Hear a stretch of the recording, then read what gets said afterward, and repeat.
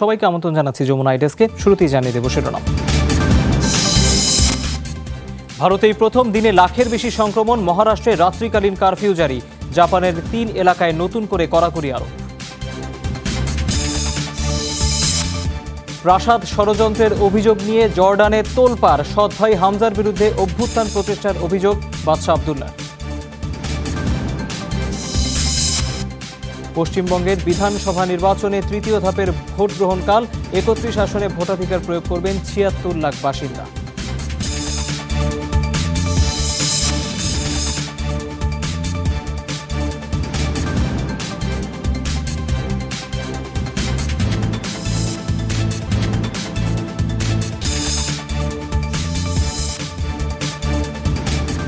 দর্শক, এইসব খবরের বিস্তারিত নিয়ে আপনাদের সাথে আছি আমি তৌহিদ হোসেন। প্রবল বন্যা, ভূমিধসে ইন্দোনেশিয়া ও পূর্ব তিমুরে শতাধিক মানুষের মৃত্যু হয়েছে, এখনও অনেকে নিখোঁজ। টানা বৃষ্টিতে প্রতিবেশী দুই দেশের অনেক এলাকা প্লাবিত, বাঁধ ভেঙে ডুবে যায় কয়েক হাজার বাড়িঘর। এতে কেবল ইন্দোনেশিয়াতেই এখন পর্যন্ত 80 জনের মৃত্যুর খবর নিশ্চিত করেছে কর্তৃপক্ষ। ঘরবাড়ি বিধ্বস্ত হয়ে বহু গ্রামবাসী এখনও নিখোঁজ, অনেকে গুরুতর আহত। ভূমিধসে অনেকে মাটি চাপা পড়ে আছে বলে আশঙ্কা প্রশাসনের। প্রবল পানির তোড়ের মাঝেও উদ্ধার তৎপরতা চলছে। দ্বীপরাষ্ট্র পূর্ব তিমুরে বন্যার প্রভাবে প্রাণ গেছে অন্তত 21 জনের।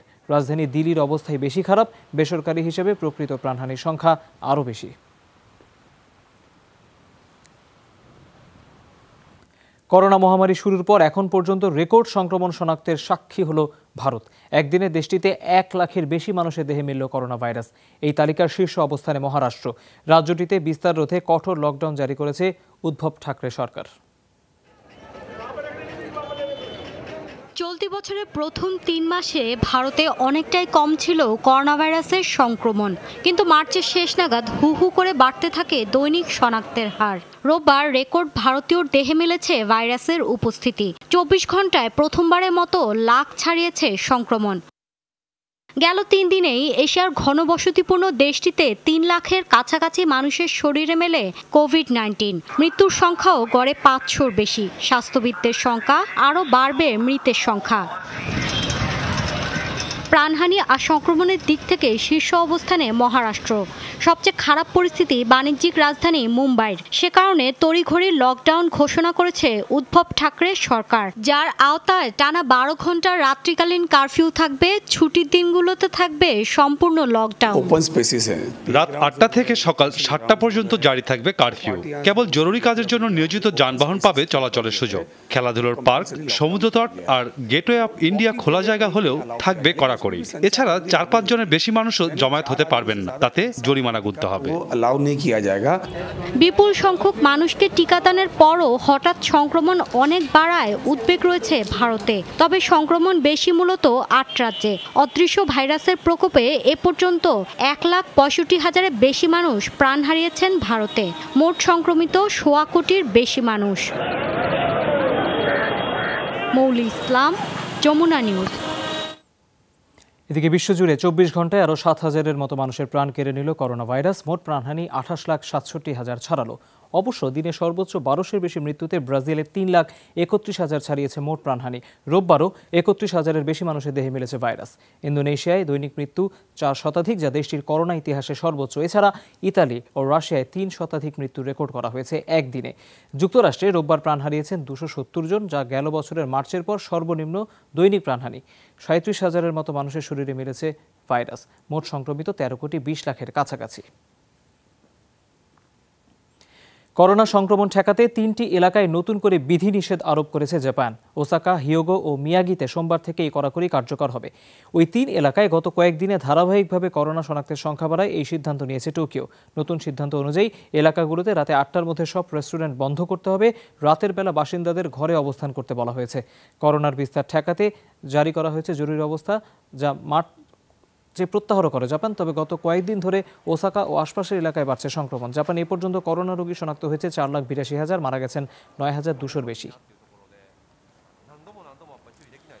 কঠোরভাবে তৃতীয় দফা লকডাউন মানাতে ফ্রান্সের রাজধানী প্যারিসে মোতায়েন করা হয়েছে বিপুল সংখ্যক পুলিশ। ইস্টার সানডের 3 দিনের ছুটি উপলক্ষেই লে দ্য ফ্রান্স অঞ্চলে মোতায়েন করা হয়েছে 6,600 নিরাপত্তা সদস্য। বিভিন্ন পয়েন্টে বসানো হয়েছে তল্লাশি চৌকি। ভ্রাম্যমাণ টহল পুলিশরা খতিয়ে দেখছেন লকডাউন নীতিমালা মান্য করার নানা দিক। গেল সপ্তাহেই জনসম্মুখে অ্যালকোহল নিষিদ্ধ এবং মাস্ক পরা বাধ্যতামূলক করে সরকার। এছাড়া 6 জনের বেশি মানুষ জমায়েতের উপরও নিষেধাজ্ঞা দেওয়া হয়। যারা এই নীতিমালা লঙ্ঘন করবেন গুনতে হবে 135 ইউরো বা 13,500 টাকা। বন্দী যুবরাজের বিরুদ্ধে প্রাসাদ ষড়যন্ত্রের অভিযোগ তুলেছে জর্ডান। দেশটি বলছে ক্ষমতার লোভে অভ্যুত্থান চেষ্টার ষড়যন্ত্র করছিলেন বাদশাহ আবদুল্লাহর সৎ ভাই হামজা। দেশের নিরাপত্তা বিঘ্নিত করতে বিদেশি শক্তির সহায়তা নেওয়ারও অভিযোগ রয়েছে। রোববার রাজপুত্রকে বন্দী করার পর থেকেই তোলপাড় চলছে মধ্যপ্রাচ্যে। সৌদি আরব সহ বিভিন্ন দেশ সমর্থন জানিয়েছে বাদশাহ আবদুল্লাহকে। আরব বিশ্বের সবচেয়ে স্থিতিশীল দেশ হিসেবে পরিচিত জর্ডানের প্রাসাদে এমন অস্থিরতা চলছে টের পাওয়া যায়নি আগে। 22 বছর ধরে মোটামুটি নির্বিঘ্নে মসনদে বাদশাহ আবদুল্লাহ শান্তিপূর্ণ সহাবস্থানে ছিলেন সৎ ভাই হামজা। যুক্তরাজ্যের সামরিক প্রশিক্ষণ নেওয়া যুবরাজ বেশি আলোচনায় ছিলেন তার স্কাই ডাইভিং ও অন্যান্য অ্যাডভেঞ্চারের জন্য। কিন্তু রোববার হঠাৎই ভাইয়ের বিরুদ্ধে অভিযোগ নিয়ে দৃশ্যপটে হামজা জানান বন্দী করা হচ্ছে তাকে। বাইরে যাওয়া বা যোগাযোগ সম্পূর্ণ নিষিদ্ধ, বাড়ির সব ধরনের সংযোগ বিচ্ছিন্ন। অভিযোগ বিদেশিদের সাথে আতাতের মাধ্যমে দেশ ধ্বংসে লিপ্ত আমি, কিন্তু ক্ষমতাসীন নেতারাই দুর্নীতিবাজ, অযোগ্য। রোববারই সরকার জানায় অভ্যুত্থান চেষ্টার সাথে জড়িত ছিলেন প্রিন্স। ষড়যন্ত্র করছিলেন বিদেশি শক্তি এবং কয়েকটি উপজাতি গোষ্ঠীকে সাথে নিয়ে। দেশবাসী এবং আন্তর্জাতিক মহলের সহানুভূতি আদায়ে এসব ভিডিও বার্তা অস্থিরতা উস্কে দিতেই তার এই উদ্যোগ। বহুদিন ধরেই রাজপুত্র রয়েছেন নজরদারিতে। নিয়মিত বিদেশিদের সাথে করতেন আতাত। একই অভিযোগে অন্তত 16 জনকে গ্রেপ্তার করা হয়েছে। সৌদি আরব সহ মধ্যপ্রাচ্যের অনেক নেতা আনুষ্ঠানিক বিবৃতিতে বাদশাহ আবদুল্লাহর প্রতি সমর্থন অব্যাহত রাখার আশ্বাস দিয়েছে। তবে বিশ্লেষকদের পরামর্শ, ভাইদের ক্ষমতার দ্বন্দ্ব প্রাসাদের মধ্যেই সীমাবদ্ধ থাকা উচিত। জনসম্মুখে কোনো প্রিন্সকে দোষারোপ করা জর্ডানের জন্য একেবারেই নতুন বিষয়, কেননা রাজপরিবারের সংকটগুলো বরাবর লোকচক্ষুর আড়ালেই সমাধান হয়। এবারও বলবো, কোনো ভুল ত্রুটি হলে সেসব নিয়ে আলোচনায় বসুন। অনেকগুলো প্রশ্ন সামনে এসেছে। প্রথমটি হলো, কারা এই বিদেশি শক্তি যাদের সাথে আতাত ছিল প্রিন্সের, এবং দ্বিতীয় বিষয় নিরাপত্তা, স্থিতিশীলতা এবং কিছু ইস্যুতে জর্ডানের ভূমিকা দমনে চলছিল ষড়যন্ত্র। সেসব ইস্যু কি? জর্ডানের প্রয়াত বাদশাহ হুসেন এবং চতুর্থ স্ত্রী রানী নূরের সন্তান হামজা। বাদশাহ তাকেই সিংহাসনের উত্তরসূরি মনোনীত করেছিলেন, কিন্তু 1999 সালে হুসেনের মৃত্যুর পর বয়স কম এ অজুহাতে বাদশাহ হন সৎ ভাই আবদুল্লাহ। মৌলি ইসলাম, যমুনা নিউজ। ভারতের পশ্চিমবঙ্গের বিধানসভা নির্বাচনে তৃতীয় ধাপে 31 আসনে ভোট কাল। স্থানীয় সময় সকাল থেকে শুরু হয়ে ভোট গ্রহণ চলবে সন্ধ্যা 6:30 পর্যন্ত। এই দিন ভোটাধিকার প্রয়োগ করবেন 76 লাখ ভোটার। ওই ধাপে দক্ষিণ 24 পরগনা, হাওড়া ও হুগলি জেলা থেকে লড়ছেন 205 প্রার্থী। তারকেশ্বর আসনে বিজেপির প্রার্থী রাজ্যসভার সাবেক এমপি স্বপন দাশগুপ্ত। ডায়মন্ড হারবারে ভাগ্য নির্ধারিত হবে বিজেপি প্রার্থী অভিনেত্রী তনুশ্রী চক্রবর্তীর। নির্বাচন কমিশনের তথ্য বলছে, দ্বিতীয় ধাপে ভোটার উপস্থিতি ছিল 86%-এর বেশি। প্রথম ও দ্বিতীয় ধাপের 60 আসনের ভোট শেষ হয়েছে। আরও 5 ধাপে ভোট হবে 203 আসনে। পরের ধাপে 10 এপ্রিল ভোট হবে 44 আসনে। নির্বাচনে অনুপ্রবেশ ঠেকানোর উপর জোর দিচ্ছে বিজেপি। আর মমতা ব্যানার্জির আহ্বান, বাংলায় যেন বিভক্তির রাজনীতির জয় না হয়। দুর্নীতির অভিযোগের যে সাজা হয়েছে, সেই সাজার বিরুদ্ধে মালয়েশিয়ার সাবেক প্রধানমন্ত্রী নাজিব রাজাকের আপিল শুনানি শুরু হলো সোমবার সকালে। পুত্রজায়ার আপিল আদালতে হাজির হন তিনি। 67 বছর বয়সী এই রাজনীতিকের বিরুদ্ধে অভিযোগ, রাষ্ট্রায়ত্ত ব্যাংক থেকে $450 কোটি আত্মসাৎ করেছেন, যা বিশ্বজুড়ে 1MDB কেলেঙ্কারি নামে পরিচিত। 2018 সালে নির্বাচনে পরাজয়ের পরই নাজিব রাজাকের বিরুদ্ধে অন্তত 42টি মামলা দায়ের করে সরকার। গেল বছর বিশ্বাসভঙ্গ, ক্ষমতার অপব্যবহার এবং অর্থ জালিয়াতির অভিযোগ প্রমাণিত হয়। নাজিব রাজাককে 12 বছরের কারাদণ্ড দেন আদালত। সাথে ছিল $5 কোটি অর্থদণ্ড। কিন্তু নাজিবের আপিলের প্রেক্ষিতে সেই সাজা স্থগিত রেখেছেন আদালত। 12 এপ্রিল পর্যন্ত চলবে আপিল শুনানি। ঘুষ জালিয়াতি এবং বিশ্বাসভঙ্গের অভিযোগ চলা মামলায় আদালতে হাজিরা দিয়েছেন ইসরায়েলের প্রধানমন্ত্রী বেনিয়ামিন নেতানিয়াহু। জেরুজালেমের আদালতে সোমবার শুরু হয় প্রত্যক্ষদর্শীর জেরা। গেল ফেব্রুয়ারিতে এক শুনানিতে আনুষ্ঠানিকভাবে তাকে দোষী সাব্যস্ত করেনি আদালত। এরপর জেরুজালেমের আরেকটি আদালতে বিচার কাজ শুরু হয়। করোনা ভাইরাস বিধিনিষেধ এবং সাধারণ নির্বাচনের কারণে তার বিচার বেশ কয়েকবার পেছানো হয়েছে। এদিন নেতানিয়াহু আবারও দাবি করেন তার বিরুদ্ধে ভুয়া অভিযোগ আনা হয়েছে। বলেন, সংবাদ মাধ্যম, পুলিশ, আইনজীবী ও বিচারকদের ষড়যন্ত্রের শিকার তিনি। 2019 সালে তার বিরুদ্ধে 3টি আলাদা মামলায় জালিয়াতি, বিশ্বাসভঙ্গ ও ঘুষ গ্রহণের অভিযোগ গঠন করা হয়। নাইজেরিয়ার বিমান বাহিনীর একটি যুদ্ধ বিমান ভূপাতিত করার দাবি করেছে জঙ্গি গোষ্ঠী বোকো হারাম। বিধ্বস্ত আলফা জেট বিমানের একটি ভিডিও ফুটেজও প্রকাশ করা হয়েছে। বুধবার বর্নো রাজ্যে অভিযানের সময় এই যুদ্ধ বিমানের সাথে যোগাযোগ বিচ্ছিন্ন হওয়ার কথা জানিয়েছিল কর্তৃপক্ষ। দাবি করা হয় 2 ক্রু নিয়ে বিমানটি দুর্ঘটনায় পড়ে থাকতে পারে। তবে বোকো হারামের দাবি, গুলি করে যুদ্ধ বিমানটি ভূপাতিত করেছে তারা। ভিডিওতে দেখা যায় মাঝ আকাশে হঠাৎ বিস্ফোরিত হয় যুদ্ধ বিমানটি। এর ধ্বংসাবশেষ ও পাইলটের মৃতদেহের ফুটেজও প্রকাশ করেছে জঙ্গিরা। সবশেষ 2014 সালে নাইজেরিয়ার যুদ্ধ বিমান ভূপাতিত করার দাবি করেছিল বোকো হারাম। এবার নতুন জটিলতায় সুয়েজ খালে আটক দশা থেকে মুক্ত হওয়া এভার গিভেন জাহাজ। প্রায় 1 সপ্তাহ হলো চালু হয়েছে সুয়েজ খাল। পুরোদমে চলছে পণ্য পরিবহন, কিন্তু এখনও খাল পার হতে পারেনি এভার গিভেন। জাপানের মালিকানাধীন পণ্যবাহী জাহাজটির কারণে কোটি কোটি ডলার ক্ষতি হয়েছে খাল কর্তৃপক্ষের। তাই $100 কোটি ক্ষতিপূরণ ছাড়া মুক্তি মিলবে না বলে সাফ জানিয়ে দিয়েছে মিশর। এ যেন শেষ হইয়াও হইল না শেষ। টান টান উত্তেজনার উদ্ধার অভিযান শেষে খুলে গেছে সুয়েজ খাল। অবসান হয়েছে বিশাল জাহাজ এভার গিভেনের আটকা দশার, কিন্তু মুক্তি মেলেনি পুরোপুরি। উদ্ধারের 1 সপ্তাহ পরেও জাহাজটি নোঙর করে রয়েছে সুয়েজ খালের মাঝামাঝি গ্রেট বিটার লেকে। 2 পাশে 4 শতাধিক জাহাজের জ্যাম ছুটে গেছে, কিন্তু এভার গিভেন যেতে পারছে না গন্তব্যে। আটকে আছে পণ্য বোঝাই 20,000 কন্টেইনার। সুয়েজ খাল কর্তৃপক্ষ বলছে জাহাজটির কারণে বিপুল পরিমাণ আর্থিক ক্ষতি হয়েছে তাদের। তাই $100 কোটি ক্ষতিপূরণ না দিলে ছাড় পাবে না 2000 টন ওজনের জাহাজটি। এভার গিভেন নিয়ে চূড়ান্ত কোনো ফল আসেনি, এখনো তদন্ত চলছে। প্রথমত, এটি ছাড়াতে যে পরিমাণ খরচ হয়েছে এবং যে ক্ষতি হয়েছে তা পুষিয়ে উঠতে বিপুল অর্থ প্রয়োজন। অচলাবস্থায় দিনে গড়ে $1,40,00,000 রাজস্ব হারিয়েছি আমরা।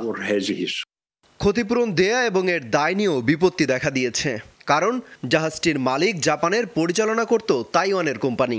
নিবন্ধন ছিল পানামার, আর নাবিকরা ছিল ভারতের। দোষ তাহলে কার?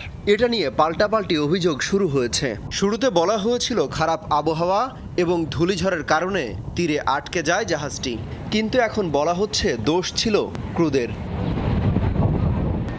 400 মিটার লম্বা এরকম বড় জাহাজ প্রতিদিনই পার হচ্ছে, এমনকি এভার গিভেনের সামনের জাহাজও নির্বিঘ্নে পার হয়ে গেছে। তাহলে এটা আটকালো কেন? এমন প্রশ্নের মুখে জাহাজে থাকা 25 ভারতীয় ক্রু। এ নিয়ে শাস্তির আশঙ্কাও করছেন তারা। তবে যান্ত্রিক কোনো গোলযোগ ছিল কিনা তা নিয়ে চলছে তদন্ত। ক্ষতিপূরণ সহ নানা জটিলতা এরই মধ্যে একটি মামলা শুরু হয়েছে লন্ডনে, যা নিষ্পত্তি হয়ে জাহাজটি ছাড়া পেতে দীর্ঘ সময়ের ব্যাপার বলে মনে করছেন বিশেষজ্ঞরা। 1869 সালে চালু হওয়া খালটি কয়েক দফা সংস্কারের পর এর দৈর্ঘ্য দাঁড়ায় 193 কিলোমিটারে। এতে কমে গেছে প্রায় 10,000 কিলোমিটার পথ। সব দেশের জাহাজ চলাচলের জন্য উন্মুক্ত এই খালের উপর নির্ভরশীল বিশ্ব বাণিজ্যের 12%। প্রায় 1 সপ্তাহ বন্ধ থাকায় দৈনিক $950 কোটি ক্ষতি হয়েছে বিশ্বজুড়ে। এমনকি সুয়েজ খাল কর্তৃপক্ষেরও দৈনিক ক্ষতির পরিমাণ $1.5 কোটি। অমিত হাসান রবিন, যমুনা নিউজ। মিয়ানমারের সেনা অভ্যুত্থানের পর থেকে সহিংসতায় অন্তত 557 জন প্রাণ হারিয়েছেন। এখনও বন্দী 2600-র বেশি মানুষ। সোমবার পর্যবেক্ষক সংস্থা AAPP এই তথ্য জানায়। বিবৃতিতে বলা হয়, দেশটিতে গৃহবন্দিত্ব থেকে মুক্তি পেয়েছেন 2 অস্ট্রেলীয় নাগরিক। এরই মাঝে ইয়াঙ্গুন থেকে দেশের পথে রওনা দিয়েছেন তারা।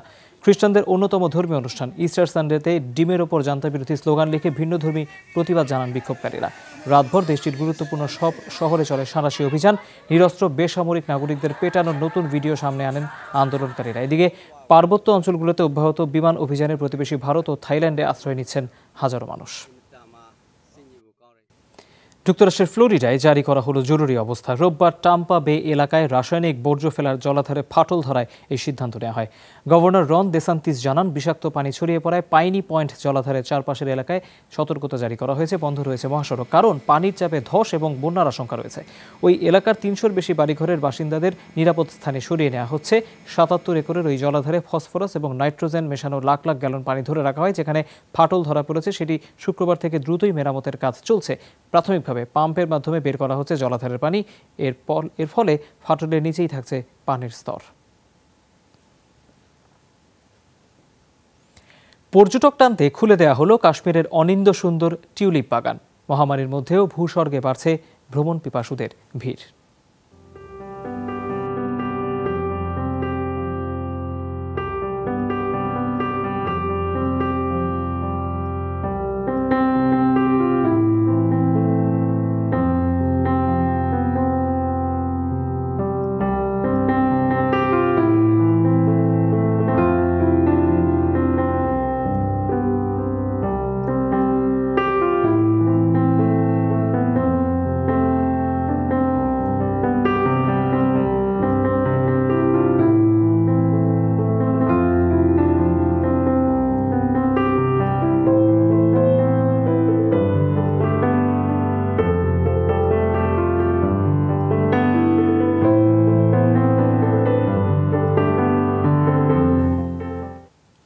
দর্শক, এই ছিল যমুনা আইডেস্কে। এতক্ষণ যারা সাথে ছিলেন তাদের সবাইকে অনেক ধন্যবাদ।